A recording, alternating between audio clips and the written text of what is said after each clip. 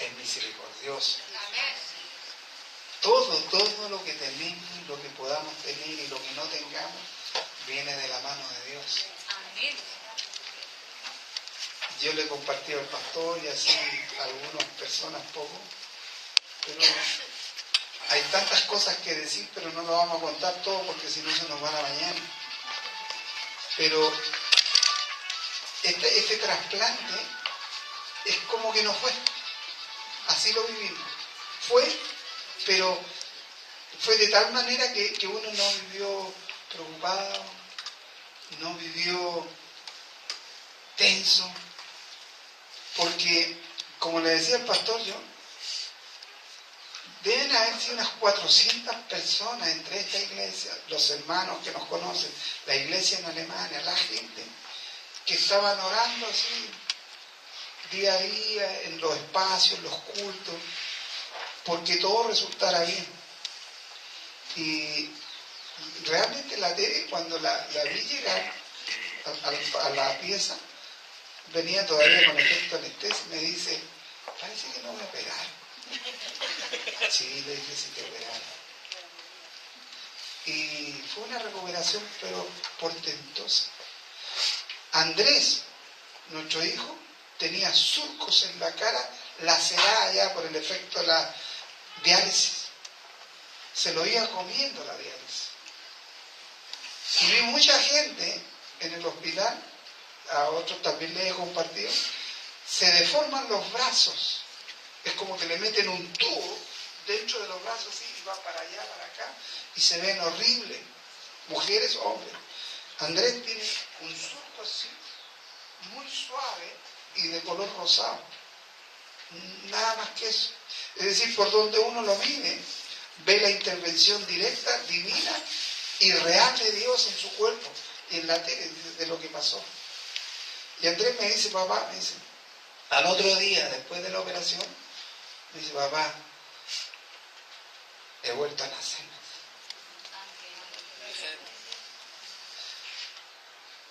Porque la diálisis, yo lo vi, nosotros lo vimos, la diálisis lo estaba matando. En invierno, con 7 grados bajo cero, llegaba a las 6 de la mañana, se cambiaba su ropa y tenía que salir a trabajar. Y él me dice, después de las 6 horas de la diálisis, yo casi no podía caminar. Y de a poco se iba recuperando. Entonces fue 3 años y medio de diálisis que lo estaba minando. Y el día 17 lo operaron, el 18, entra a la sala como a las 8, a la pieza como a las 8 de la noche, ya 6 horas había durado su operación, y viene con una cara, ya perdió los surcos, la laceración de la cara ya no la tenía, ya venía rosado, es decir, recuperó en forma milagrosa su imagen. A los 4 o 5 días se estaba bañando. La tele al otro día temprano lo fue a ver a la pieza. Por eso los médicos le decían, señora, usted se ve feliz, usted no me muestra tristeza, no muestra preocupación. Entonces, y yo sentado ahí escuchando y viendo, y pasamos 1 mes y medio en eso. Bueno, la tele salió rápido, pero Andrés se demoró más de 1 mes que estuvo hospitalizado. Y 2 meses atrás le habían operado acá para sacarle una, no sé, de la tiroide algo, e insertárselo en el brazo, porque tenía que ver con la operación.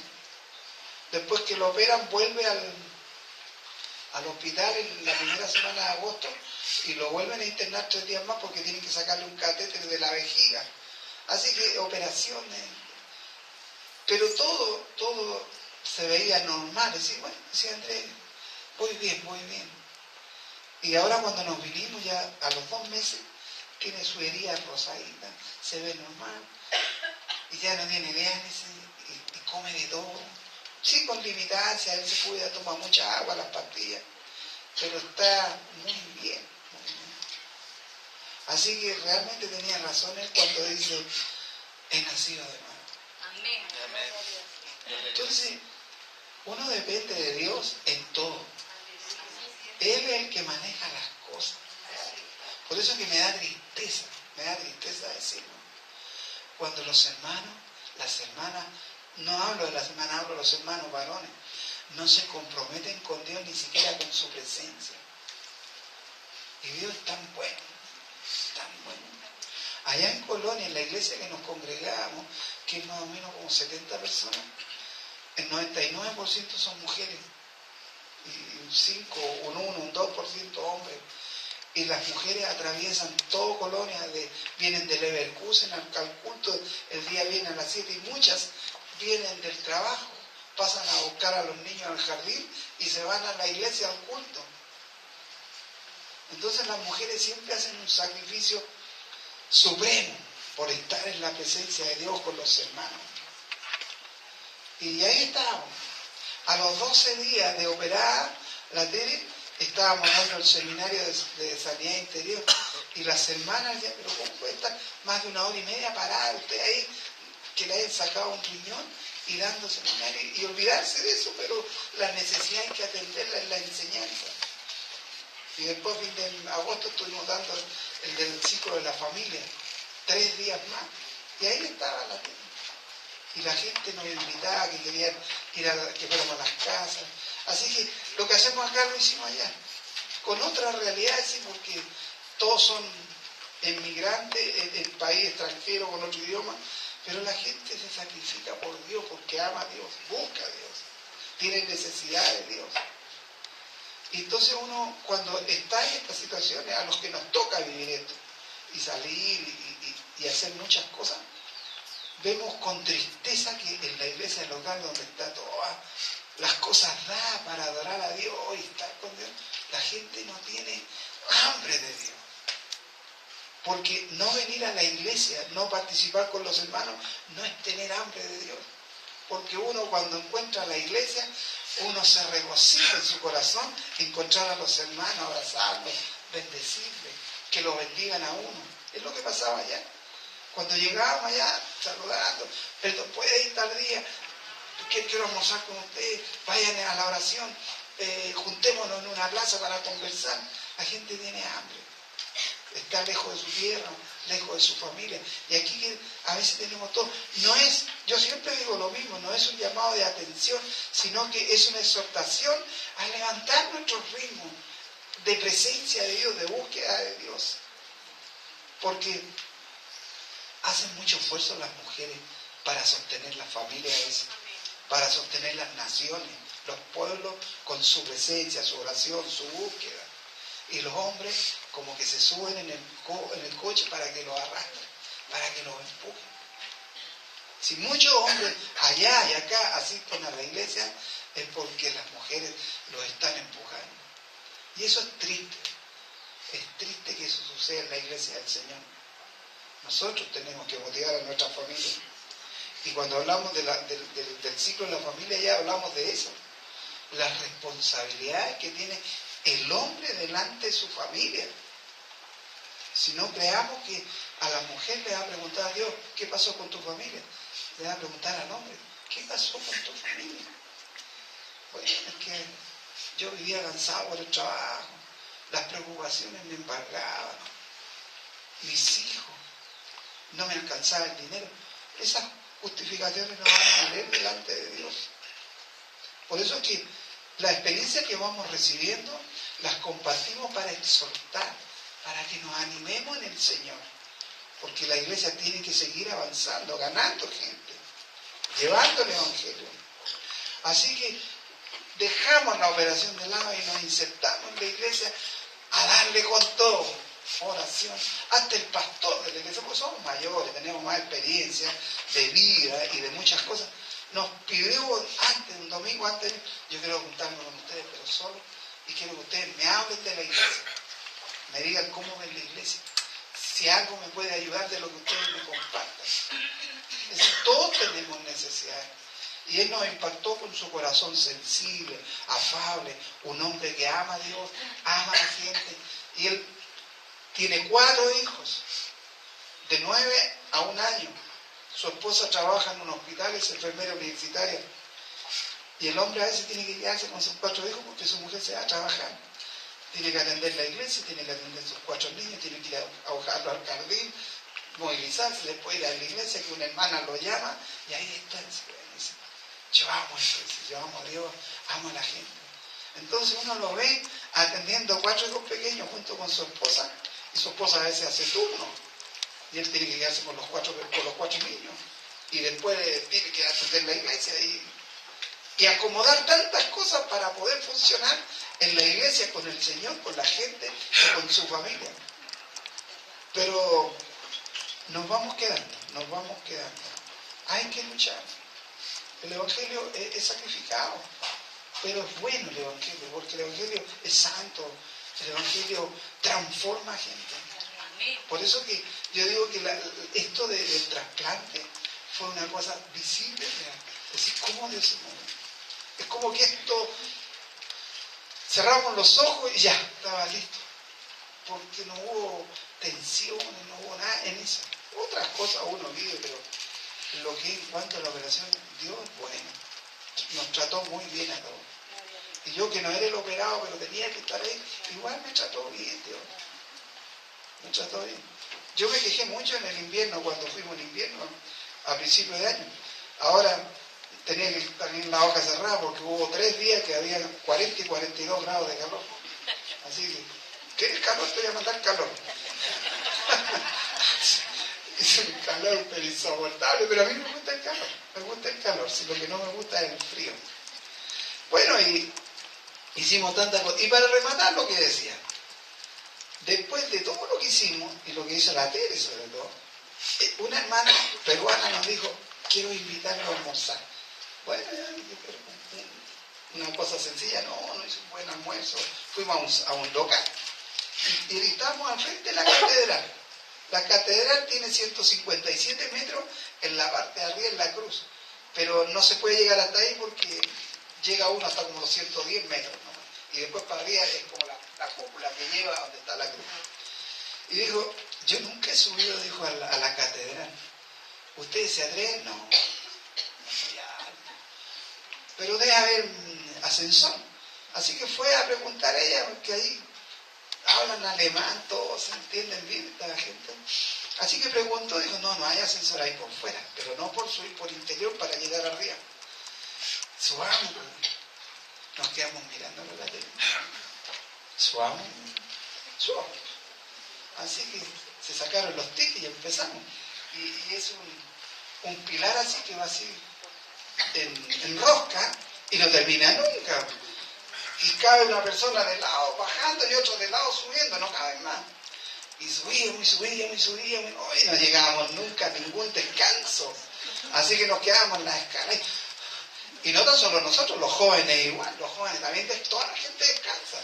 Si son, hasta donde yo llegué, porque la tele se quedó en un nivel, 146 peldaños, 110 metros de altura. Así que llegamos al descanso y después al final llegamos a lo último.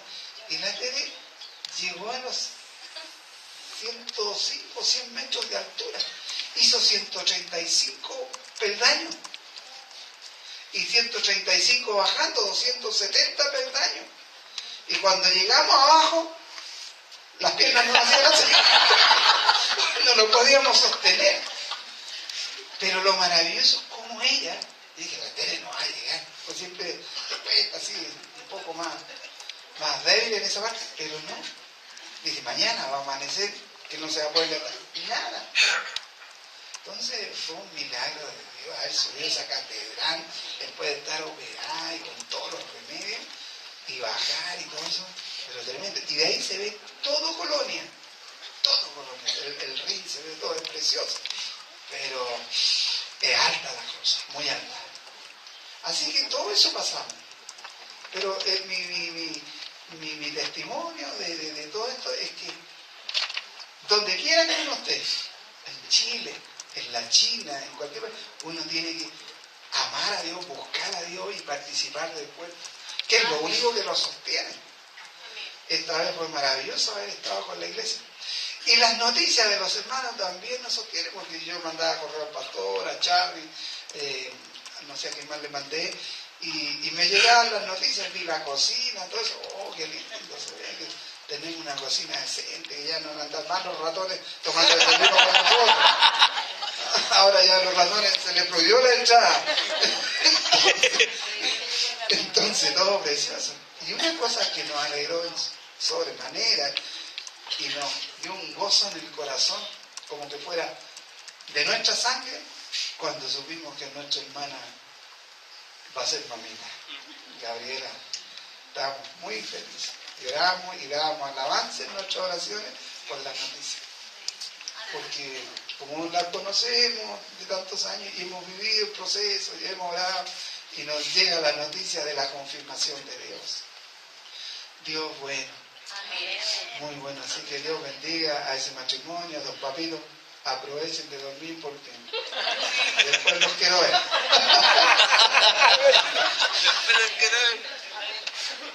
Un matrimonio de un colombiano también no han podido tener guagua allá en Alemania y se hizo ella una inseminación in vitro y después que quedó embarazada todo tenía gemelos, los perdió, así que contaba ahí y tuvimos un día bien cuando hicimos la cosa de la familia, la Tere me dice, ¿por qué no oramos por ella y le hacemos rotación de cadera y todo eso? Bueno, la llevamos a una pieza y se le hizo rotación de cadera en esa semana. Y como a los 15 días, llama por teléfono y le dice a la Tere, pastora, le dice, estoy embarazada. Y nada in vitro ni una cuestión, sino que con el vitro de Dios quedó embarazada. Pero lamentablemente celebró el cumpleaños del marido, no sé si se movió mucho, dice que no, perdió el embarazo. Pero lo importante es que Dios le demostró a ella que ella sí puede quedar embarazada. Porque Dios le puso poder divino a la matriz para que ella pueda quedar embarazada. Lo que pasa es que ella va a tener que, cuando quede embarazada, va a tener que irse a la cama y estar los primeros 15, 20 días en cama y cuidar eso. Porque es muy débil en su vientre y no puede retener. Pero Dios le demostró que sí puede quedar embarazada. Entonces, no es que uno haya orado, sino que han orado mucho. Uno fue una oración más de las tantas que se han hecho. Así que todas esas maravillas uno va contando y va viviendo con los hermanos y es lo que uno le da gloria y alabanza a Dios por lo bueno que Él es. Amén. Pero para que eso suceda, hay que estar en la comunión de los santos, si no uno se pierde los testimonios, se pierde la presencia de Dios, se pierde la acción de Dios, cuando uno se pone ausente. Entonces, dice, pero es que yo no veo nada. Claro, ¿cómo va a ver si no participa, no está? La cosa es estar. Así que, eso sería. ¿Y aquí estamos? Esto después va a quedar en el lindo recuerdo, el agradecimiento de Dios, y seguiremos adelante, porque la iglesia es así. Amén. Quiero compartir con todo esto que vivimos una palabra que siempre me dan vuelta las palabras. Y a veces en la iglesia se usan las palabras, pero no se usan bien. Los contextos se toman mal. Quizás alguno pueda discrepar, decir, no, es que yo lo veo así. Pero si uno mira bien el contexto, examina bien la escritura, a veces las palabras no dicen lo que están diciendo, lo que uno cree que dice. ¿Cierto? Hago un juego de palabras, pero para que me entiendan. Y la palabra es prueba. Ustedes escuchaban en la iglesia, y allá también lo escuchábamos, que la gente dice de iglesia, los cristianos, Dios me dio o me mandó una prueba. Y examinando la escritura, llego al convencimiento, y sobre todo esto que hemos vivido, que Dios no le puede mandar prueba a un hombre, a un ser humano. Dios no manda pruebas. ¿Quién podrá resistir una prueba de Dios? Si Dios es el dueño del universo, y nosotros somos personas que caminamos por esta tierra, y hoy día somos, mañana no somos. Entonces, examinando esto, miraba de que la prueba perfecciona el carácter y la confianza en Dios, pero en la línea que uno debe estudiar las escrituras. No como a veces escucha por ahí y dice, Dios me mandó una prueba, por eso estoy viviendo en esto. Y quiero citar el libro de Santiago 1:2. Dice, bienaventurado el varón que soporta la tentación, porque cuando haya resistido la prueba, recibirá la corona de vida que Dios ha prometido a los que le aman. que haya resistido la prueba, le dará la corona de vida a los que le aman. Es decir, si uno lee con detenimiento, Dios no está diciendo, yo voy a poner prueba, y Santiago es bien claro, específico. Bienaventurado el varón que soporta la tentación. Porque cuando haya resistido la prueba, es como que Dios le está diciendo, mira lo que te va a venir. Cuando resistas la prueba, recibirás tú la corona de vida que yo he prometido a los que me aman. Entonces, estoy viviendo una prueba, Dios me la puso. Bueno. Y el versículo 13 dice de Santiago 1:13, dice, cuando es tentado, no diga que es tentado de parte de Dios, porque Dios no puede ser tentado por el mal, ni Él tienta a nadie. Más claro que eso, echarle agua. Dios no tienta a nadie. Versículo 14, sino que cada uno es tentado cuando de su propia concupiscencia es tentado y seducido. Y la concupiscencia la hemos definido siempre, deseos inmoderados de la carne, de lo que viene dentro, del alma. Entonces cuando uno cae en una prueba es porque se dejó seducir por algo, ¿cierto? Y lo tomó inapropiadamente y después se ve envuelto en un conflicto que no puede resolver. Pero aquí nada tiene que ver Dios, porque Santiago nos está diciendo que Dios no tienta a nadie y Dios tampoco puede ser tentado. Y si estamos en Cristo tenemos que saber discernir lo que nos conviene y lo que no nos conviene.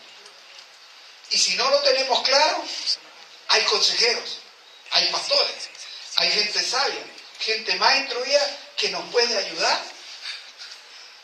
a sobrellevar o a sobrepasar o a hacer un lado la tentación o la seducción que se nos viene encima. Amén. Ahora, la palabra prueba la define el diccionario, razón con que se demuestra una cosa, demostración y testimonio de lo que se afirma. Lo que yo digo, tengo que testimoniarlo con mi vida en el razonamiento que yo hago de la cosa. ¿Cierto? Entonces, yo digo, estoy pasando una prueba, pero usted está testimoniando otra cosa. Usted ama a Dios, ora a Dios, lee la palabra, busca de Dios, pero su testimonio está demostrando otra cosa, porque si usted está viviendo una prueba, entonces como que se produce una cosa contraproducente, contraria a lo que la palabra dice, de lo que yo estoy recibiendo o explicando. La tentación dice que es un movimiento interior, que nos impulsa a hacer una cosa o algo. Esa es la tentación. Es como que alguien nos empuja así, oye, te conviene algo. O el casado, dice, hay una chica que me gusta, pero tú eres casado, algo nomás, que no lo sepa tu señora para que se lo vaya a decir. ¿Te fijas? Esa es la tentación, que nos está empujando a algo y que lo exterior también nos impulsa, nos seduce a tomar lo incorrecto, lo inapropiado. Entonces, salimos con la frase muy manejada en ciertos grupos de cristianos, y dicen, Dios me mandó una prueba, por eso estoy viviendo esto. Dios no manda pruebas. Yo no veo a Dios que le ande poniendo el pie a alguien para que se caiga. O como que Dios jugando al ¿cómo se llama este juego? Al gallito, que Dios jugando al gallito, a ver si me resiste. Dios no, pues no hace eso. Y la Biblia me enseña que Dios no nos prueba. Lo que Dios quiere ver es nuestra fidelidad en el amor a Él. ¿Cómo va nuestra fe creciendo? En la obediencia, en la fidelidad, en la responsabilidad, en la disciplina espiritual. Yo eso lo veo como fe, pues eso quiere ver Dios. En la iglesia también hay un mal endémico, que siempre hablamos en forma reactiva, nos quejamos mucho, en vez de hablar en forma proactiva. Si Dios me está dando, ¿por qué estoy llorando? Si Dios me está dando, tengo que estar alabando. Y no estar llorando por lo que me está dando. No nos saciamos nunca. Y eso va trayendo deseos inmoderados que nos seducen a querer siempre más y más. Ahora, los lectores de la Biblia, cuando han estudiado la narración, por ejemplo, del sacrificio de Isaac, dicen, Dios probó a Isaac. Y siempre se ha dicho así. Dios probó a Isaac. ¿Y quién va a probar Dios a un ser humano? Dios lo que le estaba pidiendo que hiciera tal igual cosa, a ver cuánto obedecía, cuánta fe tenía en él y cuánta comunión tenía en él. Pero Dios no iba a entrar en un juego de gallito con Abraham. Y todo el cuadro que tenemos es ese. Dios probó a Abraham, probó la fe de Abraham. Si Abraham no tiene fe por sí mismo, nosotros tampoco tenemos fe por nosotros mismos. Porque la fe la hace Dios. El autor de la fe es Dios. El que hace crecer la fe es Dios. El que alimenta la fe es Dios. Y la fe viene de Dios para nosotros, para que podamos tener fe. Pero ¿qué fe puedo tener yo? Si no estoy en intimidad y en comunión con Dios, no puedo tener fe. Y si digo que tengo fe, son palabras nada más. Pero si yo veo que no tengo intimidad con Dios y no tengo búsqueda de Dios, no va a crecer mi fe. ¿Por qué vivimos este proceso como familia, como matrimonio, con mi hijo y toda la familia? Es porque buscamos a Dios para que Dios nos sostenga. Pero yo no me puedo quedar, ni mi esposa, ni mi familia. No, yo tengo fe que todo va a salir bien. Yo creo que todo va a salir bien, pero yo primero busco a Dios y quiero estar a cuenta. Y suponiendo que no hice resultado como nosotros queríamos, y que uno de los dos no le hubiese ido bien, hubiese fallecido, va a decrecer mi fe. Voy a perder la intimidad con Dios. La intimidad con Dios y la búsqueda de Dios tiene que estar por sobre esas cosas. Aun cuando me duela mucho, aun cuando sufra mucho, y pasen meses que yo no lo pueda soportar, pero esa intimidad está por sobre mi fe. Porque primero viene la intimidad y la esencia de Dios en mi vida para que yo pueda crecer en fe. Pero hablamos de fe y hablamos de muchas cosas. Por eso es que esta palabra prueba. Dios me está probando. No puedo yo creer eso, que Dios me va a probar a mí. Porque la Biblia no me dice eso. No me dice. En la antigüedad sí, hay pasajes que los voy a leer después que hablan de eso. Pero la Biblia, en el contexto completo de la Biblia, no me dice eso. Así que la realidad, Dios no puede probar a los hombres. Porque tales pruebas no tendrían ningún sentido. Él ya sabe que uno saldrá mal o bien parado si Él nos pone una prueba. Porque Él lo sabe. Pero Dios no va a estar haciendo eso. Que le vaya bien o le vaya mal. La Biblia me enseña y nos enseña a todos nosotros que Dios es un Dios que se rige por leyes. Y antes que la tierra existiera, Dios ya era. Dios es eterno. Y las leyes de Dios están en la eternidad. Y Dios se rige por leyes. Y el que camina bajo las leyes de Dios va agradando y le va a ir bien con Dios y va a agradar el corazón de Dios. El que se sale de las leyes de Dios no le puede ir bien. Porque se sale del camino correcto. Y se encuentra con tempestades, se encuentra con diluvio, con tsunami, pero no entramos al camino de Dios, las cosas van a tener que funcionar. Por eso que este viaje nos llevó en eso, en el camino de Dios, buscando a Dios.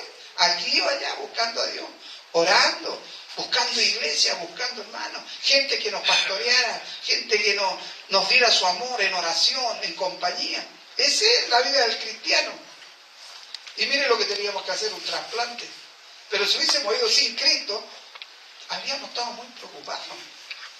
Y creo que nos habríamos vuelto como volvimos, así, con alegría, bien, regocijantes. Porque la intimidad hace eso. La intimidad a uno le da placer, le da felicidad, le da paz, le da regocijo. Y uno siente como esa aureola que lo rodea en la intimidad. Si no, los que son casados, no es así. Cuando intima con su esposo o su esposa y en la mañana anda cantando y quiere servirle el té o el café, y una cachetadita, todo eso, eso da la intimidad. Pero si es la realidad o no es la realidad. Si a veces tenemos que graficar muy bien las cosas para que se despierte algo en nosotros con respecto a la intimidad con Dios. Ahora, Dios no pone al hombre a prueba. Dios no puede probar jamás al hombre. No existen las pruebas de Dios para el hombre. Por eso, hermano, yo los conmino y los aliento a que lean la Biblia donde aparezcan muchos pasajes de prueba y examínenlos. Como dicen los teólogos, haga una exégesis de los pasajes para que comprenda que Dios es bueno y Dios lo que quiere es la felicidad, quiere la paz, quiere el bien vivir de sus hijos. Ahora, demasiado difícil resulta la vida de por sí para que Dios nos esté poniendo a prueba, porque las circunstancias de la vida son difíciles. Uno no se imagina de tener que llegar a las instancias que vive. Todos tenemos problemas, uno de otra manera. ¿Usted se imaginó alguna vez en su vida que todo lo que le iba a pasar o lo que no le pasó? No. Y más encima Dios va a venir con pruebas. Y ahora voy a probar a este. A ver cómo anda, si está firme o no está firme. No, Dios no hace eso. Él nos ama inmensamente. Juan 3:16 lo dice, que nos ama mucho y quiere solamente ayudarnos a salir airosos de las dificultades que la vida nos presenta y las circunstancias nos presentan, que nosotros seamos victoriosos en Él. Entonces, si Él quiere que seamos victoriosos y exitosos, ¿cómo va a andar poniendo pruebas para entorpecer el desarrollo del cristiano? Si lo que Él desea y anhela es que caminemos en su estatuto y dejemos de llorar y reclamar y levantemos y sigamos adelante. Claro. Por eso que las hermanas se acercaban a mi esposa, todas, hermana, usted no alientan, porque la tiene en ningún momento entonces. Ella siempre paraba ahí enseñando y que la llevaban a un lado, a otro y la imitaban. Porque así tenemos que ser.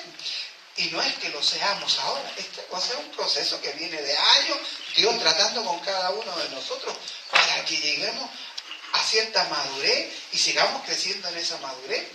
Porque nadie puede decir aquí jactanciosamente, yo siempre he sido así. No, si a todos nos ha costado. Y hemos tenido problemas y dificultades de resolver en el espíritu, resolver en las relaciones familiares, en la iglesia, para ir adquiriendo madurez. Pero esto se adquiere cuando yo me comprometo. Yo hago compromisos serios con la iglesia. Y si usted hace compromiso con la iglesia, a mí me dice que usted está haciendo compromiso con Dios. Porque es fácil hacer compromiso con Dios y no estar comprometido con la iglesia. ¿Dónde se ven los gallos de pelea en la cancha? Con la iglesia. Porque la iglesia, las personas son los que le crean a usted las dificultades, la alegría, el consuelo, las penas, lo que sea, porque usted se relaciona con personas. Y si usted se compromete con la iglesia, con el cuerpo de Cristo, podemos decir, sí, amamos a Dios. Pero si no se compromete, no le interesa el cuerpo.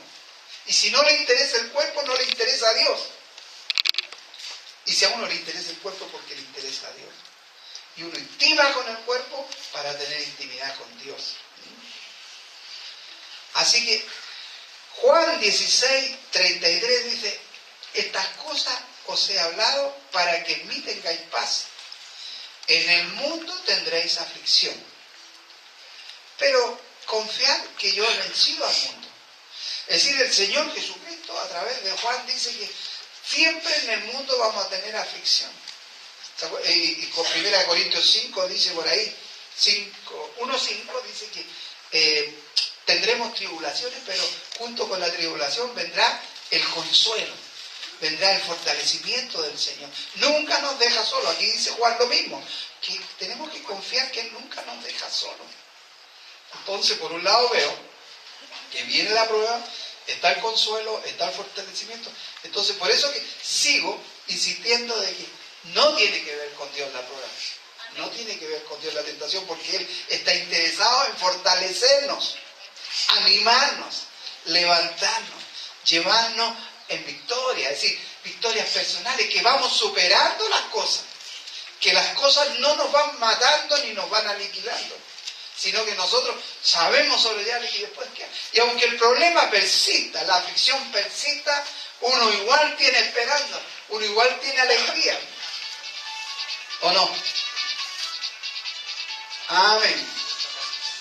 Apocalipsis 3:10 dice, por cuanto has guardado la palabra de mi paciencia, yo también te guardaré de la hora de la prueba que ha de venir sobre el mundo entero para probar a los que moran sobre la tierra. Aquí, Apocalipsis 3:10 habla de que Dios sostendrá a los que han guardado la palabra de mi paciencia. Y la parte de abajo, para probar a los que moran sobre la tierra. A ver si han adquirido madurez. No para probar a los que están en la tierra, a ver si has adquirido madurez. A ver si eres capaz en mí de soportarlo. Porque tú ya sabes lo que tienes que hacer. Y yo estoy internalizado en ti. Soporta. Tú tienes la fortaleza que yo te doy porque yo vivo en ti. Pero yo no voy a estar haciendo cosas contra ti para que tú sufras. Yo hago cosas para que tú seas feliz. Para que tú vayas a la vida eterna. Para que tengas comunión. Para que me conozcas. Para eso yo he entrado en ti. Pero no para estarte llevando en prueba. Por eso que, por cuánto has guardado la palabra de mi paciencia. Esa paciencia de sufrimiento, ¿cuántas veces hay que sufrir? Cuando viene el problema económico, por ejemplo. ¿Quién no sufre cuando viene un problema económico? Pucha, no me alcanza la plata, y quiere más, y no se puede. O cuando viene una enfermedad, hay que tener paciencia, no queda otra. O cuando los hijos se ponen rebeldes, ¿qué padre, madre no sufre con eso? O cuando hoy día que es muy común, cuando los hijos se casan y no duran ni 1 año, 2 años casados y se separan. Eso hace sufrir a los padres. O cuando se meten en relaciones incorrectas que no corresponden, hace sufrir. Por eso dice, los que han guardado la palabra de mi paciencia, si conocemos la palabra, aunque nos vengan las aflicciones y las vicisitudes que la vida nos presenta, pero estamos fortalecidos en el Señor.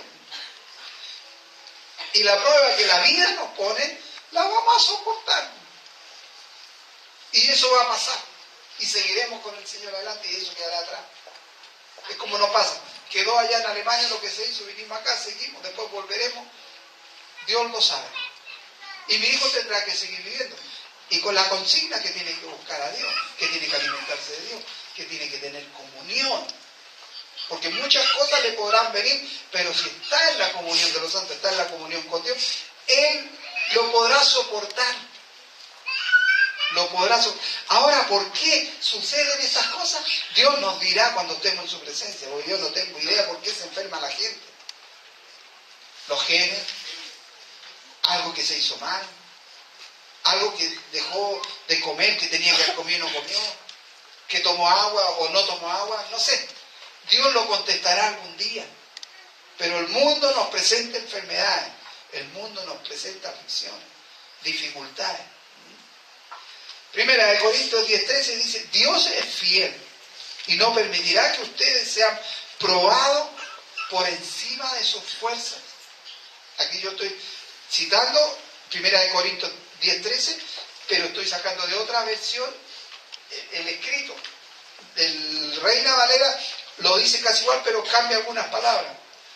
Dios es fiel y no permitirá que ustedes sean probados por encima de sus fuerzas. Al contrario, cuando lleguen las pruebas, Dios le dará la fuerza para resistirlas con éxito.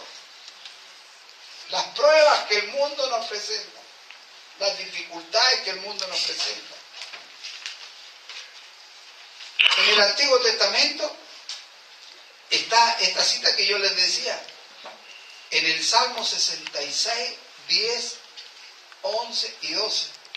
Y alguien lo tiene que me lo busque y lo lea rápido. Ahí lo no. Aquí. Ahí está. Es. Porque tú nos probaste, oh Dios, nos ensayaste como se afina la plata. Nos metiste en la red, pusiste sobre nuestros lomos pesada carga.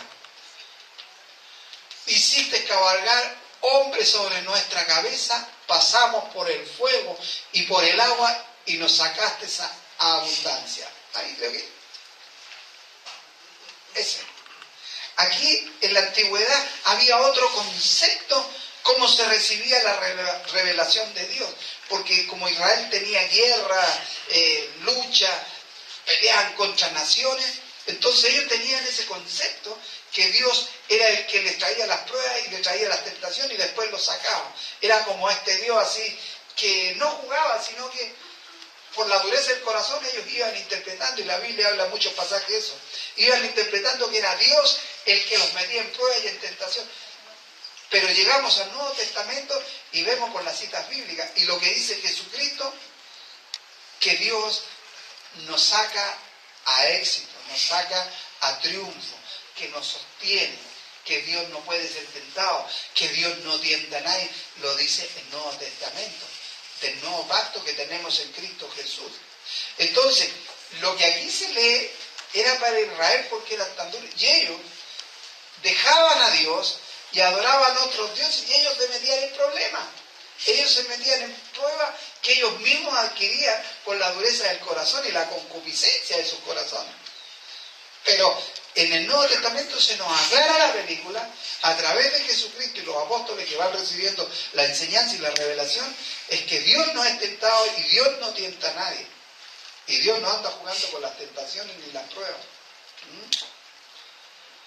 Debemos eliminar la idea de un Dios que pone pruebas, que pone tropiezos, angustiosos, porque hay gente que tiene tropiezos angustiosos, que provoca dificultades en la vida para ver qué hacemos, que tienen exigencias, Dios, arbitrarias, es decir, como Él es el dueño de la cosa, que Él pone exigencias que el hombre no va a poder cumplir, y es como que Él se riera de la raza humana.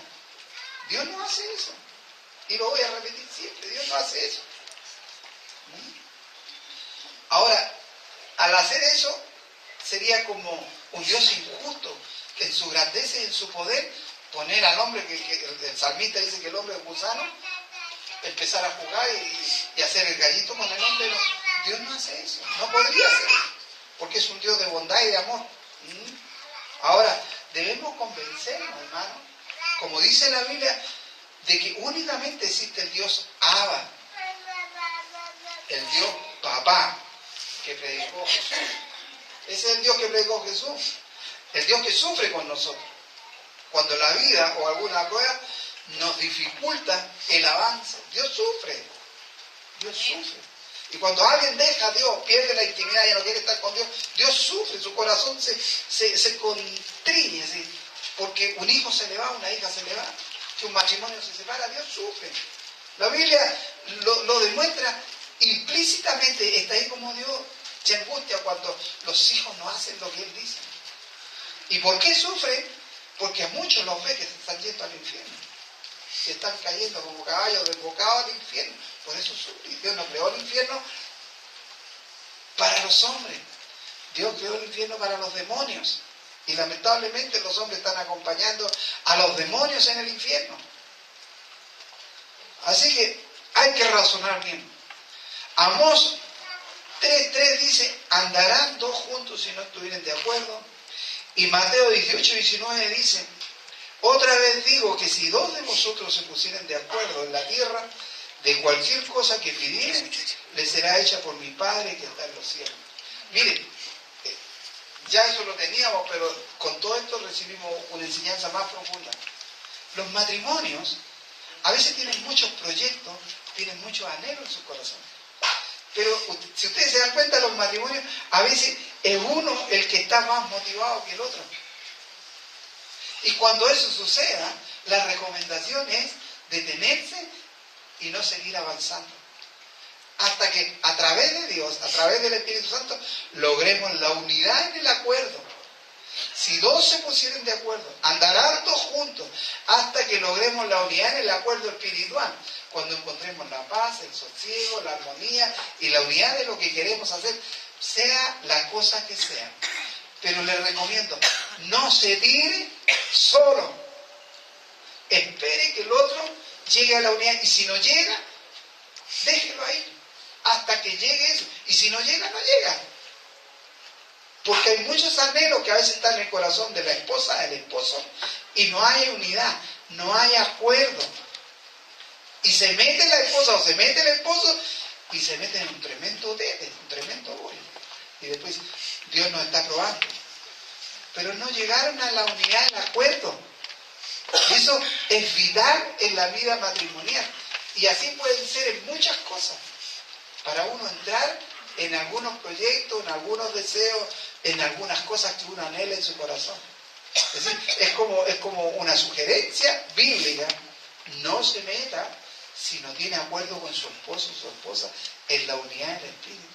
Porque si no va a tener un rotundo fracaso y tremendos dolores que le va a producir eso. Lo hemos vivido y muchos de ustedes también lo han vivido. Así que si estamos aquí es para exhortarnos a seguir avanzando y creciendo. Y vamos terminando.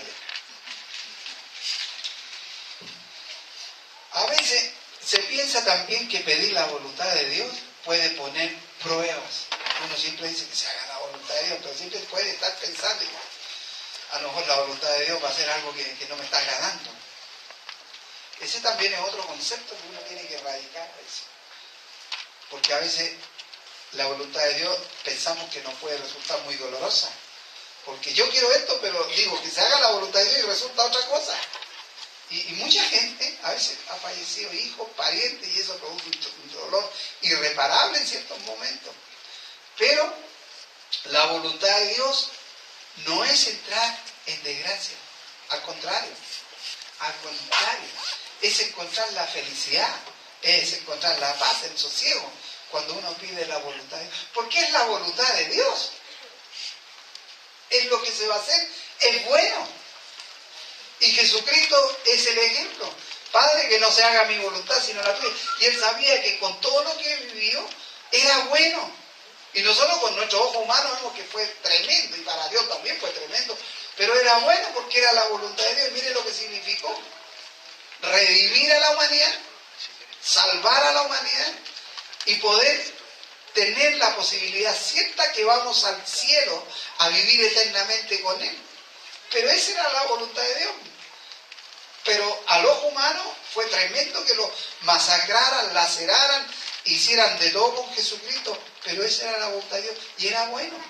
Entonces no debemos tener temor de decir, Señor, yo quiero tu voluntad, yo quiero vivir tu voluntad.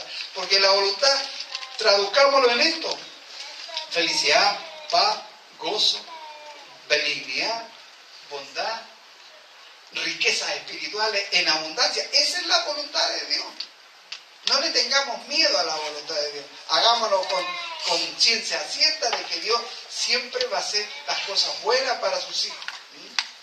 Así que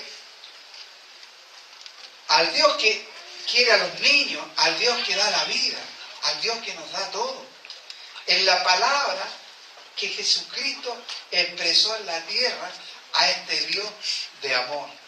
Amén. Amén. Aleluya. Gloria a Dios. Nos ponemos en pie y damos gracias al Señor. Estamos contentos, Señor. Padre, damos gracias por todas las peticiones que hay en el corazón de cada hermano.